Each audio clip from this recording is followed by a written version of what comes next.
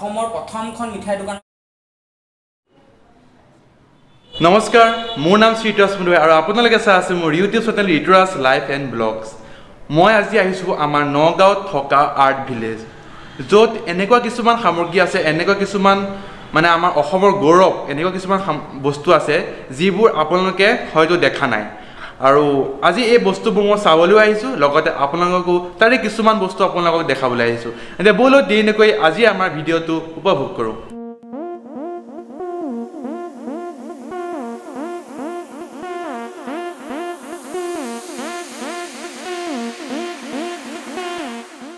আৰু এই art ভিলেজৰ owner অৰ্থাৎ এই আৰ্ট ভিলেজৰ জন্মদাতা হৈছে আমাৰ দাদা। নমস্কাৰ দাদা, মই সুজিত দাস, নগাঁও নিবাসী আৰু ছবি আকোঁ আৰু এই আৰ্ট ভিলেজখন পৰিচালনা কৰি আছোঁ। আৰু এই আমাৰ দাদাই এই আৰ্ট ভিলেজখন এনেকুৱা ধৰণে পৰিচালনা কৰি এনেকুৱা ধৰণে সজাইছে যে আপোনালোকে আহিলে দেখিব যে তেওঁ অকলে যে গোটেইখিনি কাম কৰিছে, খুব আচৰিত। আপোনালোকে আহিলে নগাঁৱত থকা কৃষ্ণাহল চাৰিআলিৰ ওচৰত আহিলে সকলোকে দেখা পাব।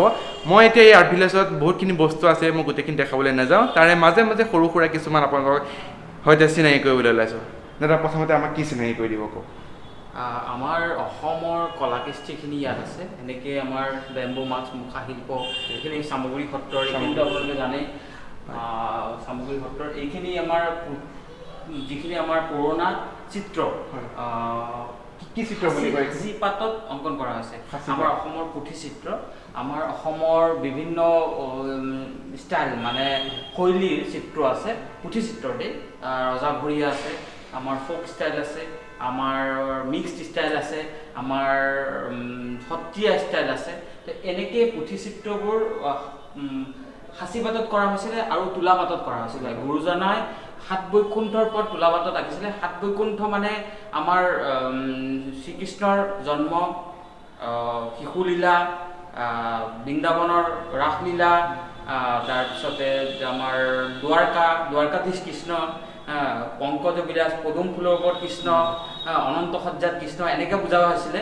তো সেইবোৰ আমি ইয়াতে এই সাত বৈকুণ্ঠৰ পটক সাঁচি পাতত অংকন কৰিছোঁ। আৰু বাকী ইয়াতে পুথি ৰখা বাকচ আছে। এই বাকচত আগৰ দিনত এনেকৈ ধৰণৰ বাকচবোৰ ব্যৱহাৰ কৰা হৈছিলে পুথি ৰাখিবৰ কাৰণে। পুৰণা পুথি ৰখা বাকচ আছে। ইয়াতে আমাৰ কুশিলা শিল্প আমাৰ চাঁদ সদাগৰ আৰু বেহুলা লক্ষীন্দৰৰ যি গল্প আছে, তাৰ জৰিয়তে পুতলা নাচো হয়। পুতলা নাচ আৰু কুশিলাৰে পুতলাৰ মুখাও বনায় শিল্পীসকলে। আৰু ইয়াতে যে যেনেকৈ ম্যানমাৰৰ পুতলা নাচৰ পুতলা, ইয়াত এনেকৈ ধৰণৰ পুতলা, ম্যানমাৰৰ যি পাপেট, এনেকৈ ৰাজস্থানৰ পাপেট, আমাৰ অসমৰ পাপেট আছে। অসমৰ পাপেট ইয়াতে এইফালে আপোনালোকে দেখা পাব, পাপেট আছে, অসমৰ পাপেট। ইয়াতে আমাৰ লোক কৃষ্টিবোৰ আছে, মানে বিভিন্ন ৰাজ্যৰ লোক সংস্কৃতি আছে। ইয়াতে কালামকাৰী পেইণ্টিং অন্ধ্ৰপ্ৰদেশৰ, অন্ধ্ৰপ্ৰদেশৰ কালামকাৰী। ইয়াতে উৰিষ্যাৰ চৌৰা অলপ মিক্সড ষ্টাইল, আপোনাৰ দেখিবলৈ ৱৰ্লি নিচিনা লাগে, কিন্তু আচলতে ৱৰ্লি নহয়, উৰিষ্যাৰ চৌৰা। পাতাল পাতত আপোনাৰ এইটো কি বোলে আকৌ কওকচোন? এইটো কেমেৰা মানে আমি আগৰ পুৰণা দিনত কেমেৰা ব্যৱহাৰ কৰা হৈছিলে। এইফালেদি ঢুকি লয়, মূৰটো ঢুকি পেলাই। হয়। এইবোৰ আমাৰ আগৰ পুৰণা দিনৰ এনেকুৱা ধৰণৰ তালপাতত, এইটো শিশুৱে খেলিবৰ কাৰণে এনেকুৱা ধৰণৰ তালপাতৰ খেলাৰ বস্তু ব্যৱহাৰ কৰে। এইটো চেপাই বুলি কয় আপোনাৰ তালপাতত। শিশুসকলে তালপাতত কৰা হয়। আমাৰ চৰা ছবি, চৰাত এতিয়াও চৰাত ছবি আঁকে। বহু ঠাইত চৰা ছবি আছে। মনসা পট আছে, মনসা 5 নাগ 10 নাগ এনে কিবা কিবি, তেওঁলোকে বিভিন্নজনৰ পূজাৰ পদ্ধতিটো বেলেগ, সেই ধৰণেৰে কৰে। আমাৰ ইয়াতে বিভিন্ন দেশ বিদেশৰ বস্তু আছে, কেমেৰা আছে। আৰু এইবোৰ কেমেৰা, সাঁচি পাতত চিত্ৰ আছে। আৰু ইয়াতে এইটো পুৰণা টাইপ মেচিন, ব্ৰিটিছৰ সময়ৰ স্ত্ৰী। ইয়াতে গ্ৰামাফোনৰ যিটো ৰেডিঅ'গ্ৰাম বুলি কয়, এই বস্তু দেখিছোঁ ৰেডিঅ'গ্ৰাম। এই ৰেডিঅ'গ্ৰামটো মানে কেনেধৰণে কৈছে? এইটো গ্ৰামাফোন, এইফালে গ্ৰামাফোন ৰেকৰ্ড বজায় আৰু ৰেডিঅ' আছে, গতিকে দুটা মিলি পেলাই ৰেডিঅ'গ্ৰাম বুলি কোৱা হয়। আৰু এইটো দ্বিতীয় বিশ্বযুদ্ধত ব্যৱহাৰ হোৱা মেচিন AR-88, এইটো মানে আমেৰিকান চলজাৰে যুদ্ধত ব্যৱহাৰ কৰিছিল। আৰু এই বস্তু দেখিলে যে এনেকুৱা লাগে যে মানে পুৰা সংগীতৰ ষ্টুডিঅ' আছে। এই বস্তুটো কিন্তু এইটো মানে চলে কেনেকৈ, মোৰ মানে কনফিউজন লাগে বস্তুটো কেনেকৈ ষ্টাৰ্ট হয়। মানে চলে নে এতিয়া গান বাজে? এইটো ক্লাছিকেল গান।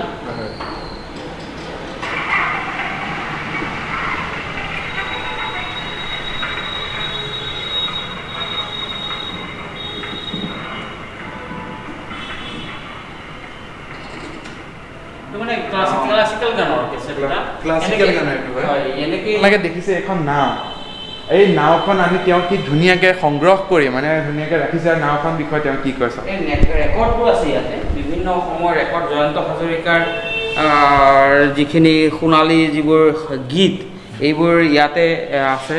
এনেকৈ আমাৰ অসমীয়া লোকগীত, দলি দাসৰ লোকগীত, কামৰূপী লোকগীত, বিভিন্ন সংগ্ৰহ আছে। এই টেৰাকোটা পুতলা, বাংলাদেশৰ টেৰাকোটা, জাতীয় মিউজিয়ামৰ পৰা আনিছোঁ।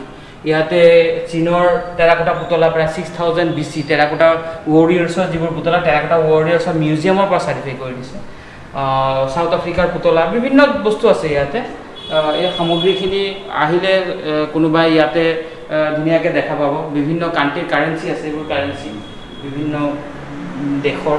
ইয়াতে American dollar, Egypt, Bhutan, Macedonia আচলতে এটা বলকান ষ্টেট ইউৰোপৰ।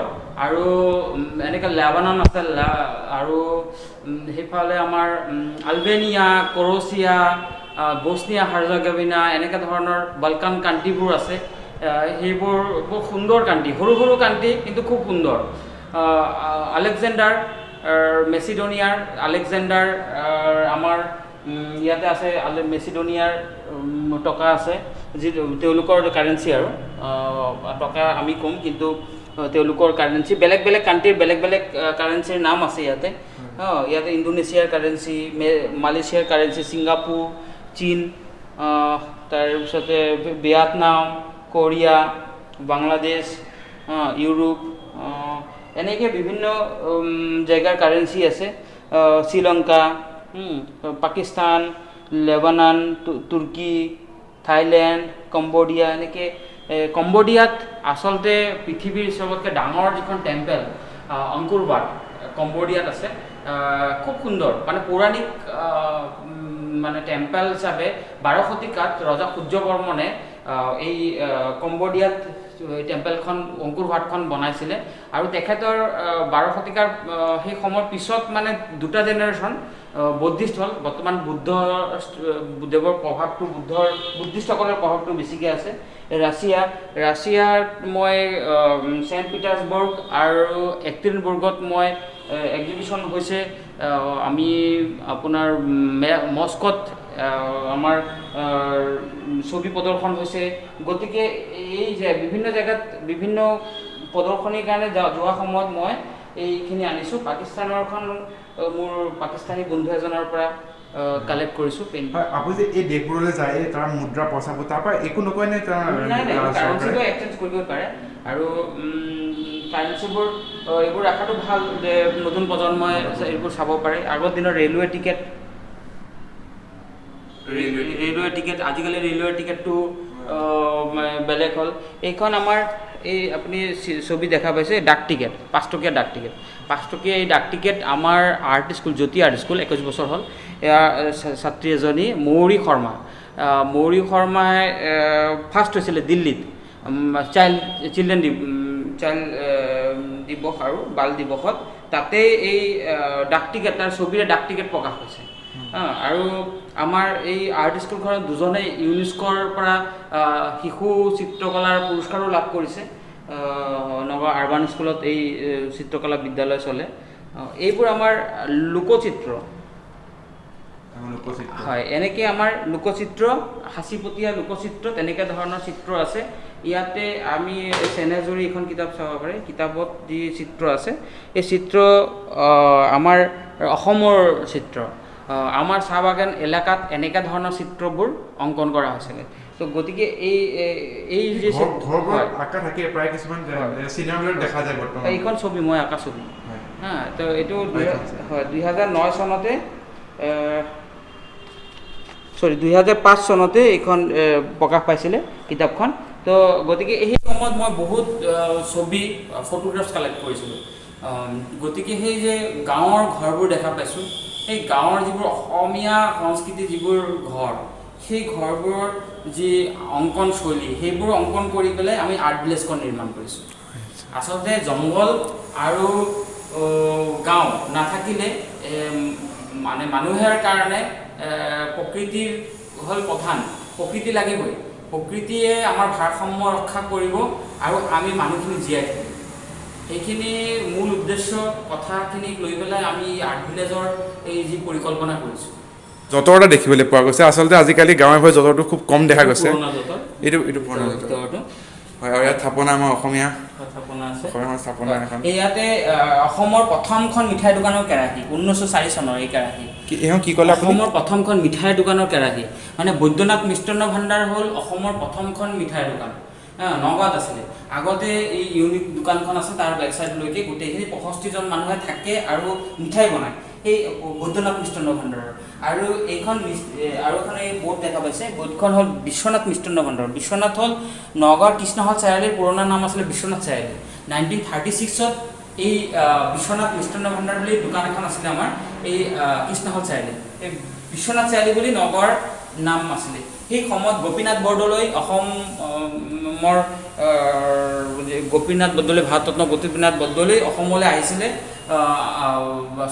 নগাঁও কলেজ প্ৰতিষ্ঠা কৰোঁতে আহিছিলে তো নগাঁও কলেজত তেখেতে মিঠাই খাইছিলে আমাৰ এই দোকানৰ মিঠাই খাইছিলে এই কলিকাতাৰ পৰা এটা সময়ত কলিকাতাৰ পৰা চাব এই কলিকাতাৰ প্ৰিণ্ট হৈ আহে অসমীয়া ভাষাত এইটো মিঠাইৰ পেকেট এইটো 1936 সেই সময়তে গোটেই অসমত এই মিঠাইবোৰ ইয়াৰ পৰা যায় অসমৰ মিঠাইবিলাকলৈ যায় গোটেই অসমত মানে ইয়াৰ পৰা যায় নগাঁৱৰ পৰা নগাঁৱত অসমৰ প্ৰথমখন মিঠাইৰ দোকান নগাঁৱত 1904 চনত অসমৰ আৰু নগাঁৱৰ দ্বিতীয়খন মিঠাইৰ দোকান হ'ল এইটো বিশ্বনাথ আৰু সেইটো হ'ল বৈদ্যনাথৰ কেৰাহী এইটো প্ৰথম বৈদ্যনাথ আৰু এটা খুব ধুনীয়া এটা ইনফৰমেশ্যন পালোঁ যে আমাৰ অসমৰ প্ৰথমখন মিঠাই দোকান হৈছে বৈদ্যনাথ মিষ্টান্ন ভাণ্ডাৰ আৰু এইটো প্ৰথম কেৰাহীটো খুব আচৰিত মিঠাই দোকানৰ প্ৰথম কেৰাহীখন এই আৰ্ট ভিলেজত আছে আৰু এই আমাৰ নগাঁৱৰ দ্বিতীয়খন মিঠাই দোকান বিশ্বনাথ মিষ্টান্ন ভাণ্ডাৰ খুব ধুনীয়া জানিবলগীয়া কথা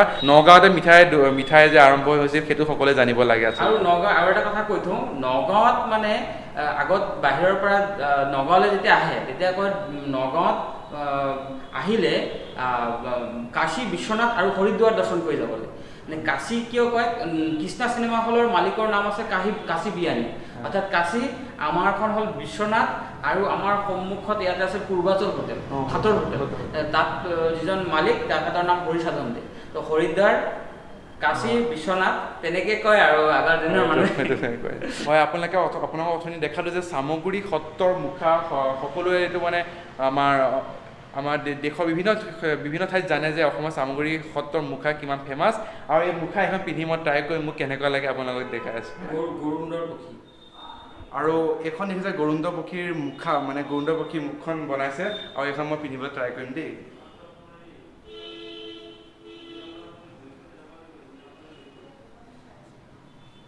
আহিছেনে বাৰু বান ৰজা পহৰা দি থকা অৱস্থাত এই কোমৰ হৰণৰ এই চিত্ৰলেখা যেতিয়া লৈ যায় এনেকৈ অৱস্থাই ইয়াতে প্ৰথম গণৰ সৈতে অনুৰুদ্ধৰ যুদ্ধ আৰু হৰিহৰ যুদ্ধ অসমৰ পটভূমিত হৰিহৰৰ যুদ্ধ এইফালে ঊষা অনুৰুদ্ধৰ এই বিবাহ এইটো কল্কি পুৰাণৰ চিত্ৰ এই সাঁচিপাতত আছে এইখিনি এই চিত্ৰটো কি বুলি কয় এইবোৰ পুথিচিত্ৰ অসমৰ পুথিচিত্ৰ আৰু ইয়াৰ গিনিছ ৱৰ্ল্ড ৰেকৰ্ডত দাদাৰ নাম আহিছে থেংক ইউ আৰ্ট ভিলেজৰ কেইবাটা মহলাত বিভিন্ন ধৰণৰ সামগ্ৰী ইয়াত সংৰক্ষণ কৰি ৰখা আছে আৰু দেখিছে ইয়াৰ সম্পূৰ্ণ বেৰত তেওঁ ইয়াত ছবি আঁকি থৈছে অসমৰ লোকচিত্ৰসমূহ তেওঁ ধুনীয়াকৈ অংকন কৰি থৈছে আপোনালোকে সকলোবোৰ খুব ধুনীয়াকৈ দেখা পাব আপোনালোকে আহিব নগাঁও কৃষ্ণহল চাৰিআলিত থকা আৰ্ট ভিলেজত আহিব সকলোবোৰ ধুনীয়াকৈ দেখা পাই থাকিব দেখিছে আৰ্ট ভিলেজ আহিব আপোনালোকে আৰু দেখিছে ঘৰৰ বিল্ডিঙৰ মাজতে এটা খুব ধুনীয়া গুহা বনাইছে তেওঁ আৰু এই গুহাৰ ভিতৰত সোমাই আহিছোঁ খুব সুন্দৰকৈ বনাইছে গুহাটো আৰু ইয়াত দেখিছে গুহাটো একচবেয়া বস্তু মাটিৰে বনোৱা এইবোৰ দেখিছে আপোনালোকে চিমেণ্টৰ এইটো চিমেণ্টৰ চাওক এখন দেখিছে এখন অসমীয়া গাঁৱৰ অসমীয়া ঘৰৰ পৰিৱেশ দেখিছে So you wanna go to war with me? You're talking like you think you're royalty. এখন দালাল আমাৰ এখন প্ৰিন্স উইলিয়ামক ছবি এখন দিছিলোঁ তাতে প্ৰিন্স উইলিয়ামে লেটাৰ পঠাইছে কেনচিংটন পেলেচৰ পৰা এইখন গিনিছ ৱৰ্ল্ড ৰেকৰ্ডৰ চাৰ্টিফিকেটখন দেখিছে ওপৰৰ বিল্ডিঙৰ ওপৰত কি ধুনীয়া এটা পৰিৱেশ আৰু এই পৰিৱেশটো মই আপোনালোকক দেখা আছে দেখিছে পথাৰত চৰাই চিৰিকটিৰ পৰা পথাৰত শস্য বচাবলৈ যি মূৰ্তি ৰখা হয় সেই মূৰ্তি ইয়াত ৰখা আছে চিনস্বৰূপে দেখিছে খুব ধুনীয়া পৰিৱেশৰ মাজলৈ আহিছোঁ এখন গৰু গাড়ী আজিকালি গৰু গাড়ী নাইকিয়া হৈ গৈছে ট্ৰেক্টৰ টেম্পু আদি গৰু গাড়ী চিন নাইকিয়া কৰি দিছে আৰু ইয়াৰ পিছফালে হৈছে নগাঁও টাউন আৰু এইটোৱে হৈছে চৰাই যিটো চৰাই চিন যে আৰ্ট ভিলেজ এইখিনিতে আছে আৰু এয়া হৈছে কৃষ্ণা হল কৃষ্ণা হল য'ত এতিয়া বৰ্তমান কৃষ্ণা হল বন্ধ হৈ আছে কৰোণাৰ সময়ত আৰু এইখিনি হৈছে নগাঁও টাউন দাদা মই এটা প্ৰশ্ন কৰিব বিচাৰোঁ যে আপুনি এই গোটেইখিনি সৃষ্টি আপুনি নিজে কৰিছে আপুনি নিজৰ ঘৰতে নিজৰ ঘৰৰ নিজে বনাই নিজে ঘৰৰ ওপৰতে খুব ধুনীয়াকৈ সজাইছে মানুহ দুই এজন চাবলৈ আহিছে আৰু ইয়াত যে এই বস্তুটো এনেকুৱা যে আপুনি বনাই গৈছে যে কিছুমান বিদেশৰ পৰা মানুহ আহিলেও যে ইয়াত ভিজিট এবাৰ হ'লেও কৰিব আপোনাৰ অনুভৱটো কেনেকুৱা হয় যে মই এনেকুৱা এখন নিজে বনালোঁ বা এনেকুৱা মই মানে একচুৱেলি প্ৰথম নগাঁৱৰ পৰা যিহেতু ছবি প্ৰদৰ্শনীৰ কাৰণে দেশ বিদেশত ঘূৰি ফুৰিছোঁ আৰু তাতে গৈ পেলাই দেখিছোঁ যে তেওঁলোকে যিধৰণে নিজৰ শৈল্পিক চিন্তা কৰে আজি ফ্ৰান্সত হওক বা পেৰিছত হওক মানে আমাৰ ৱৰ্ল্ডৰ বিভিন্ন কাণ্ট্ৰিয়ে নিজৰ সভ্যতা সংস্কৃতিক ধুনীয়াকৈ সংৰক্ষণ কৰিছে ইজিপ্তত নিজৰ সভ্যতা সংস্কৃতিখিনিক কাইৰ' মিউজিয়ামত যেনেকৈ ধুনীয়াকৈ সংৰক্ষণ কৰি ৰাখিছে আমাৰ সভ্যতা আমাৰ সংস্কৃতি এইখিনি যদি কৃষ্টিখিনিক আমি ধুনীয়াকৈ সংৰক্ষণ কৰিব নোৱাৰি যে আমাৰ এটা সভ্য জাতি সেই জাতিৰ প্ৰতিনিধিত্ব কৰিবলৈ হ'লে আমি মিউজিয়ামৰ খুবেই দৰকাৰ আৰু শিশুসকলৰ প্ৰতিভা বিকাশৰ কাৰণে আৰু শিশুসকলে যাতে ক'ৰবাত যাব পাৰে শিক্ষা জ্ঞানবদ্ধক জেগাত য'ত নেকি শিকিব পাৰে তাৰ কাৰণে এইখন বনোৱা হৈছে আৰু ইয়াৰ পৰা ভৱিষ্যত জেনেৰেশ্যনে যেতিয়া কিবা শিকিব পাৰিব বা আহি পেলাই এই মূল্যৱান সামগ্ৰীখিনি চাই তেওঁলোকেও সংৰক্ষণৰ কথা চিন্তা কৰিব সেইটোৱেই আমাৰ আচল ফল বুলি ভাবোঁ খুব ধুনীয়া এটা কথা কৈছে আপোনালোকে এবাৰ ভিজিট কৰিব নগাঁও কৃষ্ণা হলৰ কাষতে তো এইখিনি আছিল ভিডিঅ'টো বহুতখিনি বস্তু আপোনালোকে নেদেখা বস্তু মই দেখাবলৈ যত্ন কৰিলোঁ যদি ভিডিঅ'টো চাই ভাল পালে লাইক কৰিব কমেণ্ট কৰিব শ্বেয়াৰ কৰিব আৰু চেনেলটো ছাবস্ক্ৰাইব কৰিব আৰু কি ক'ব আপুনি আমাৰ ভিউৱাৰ্ছখিনি আপুনি এতিয়া বৰ্তমান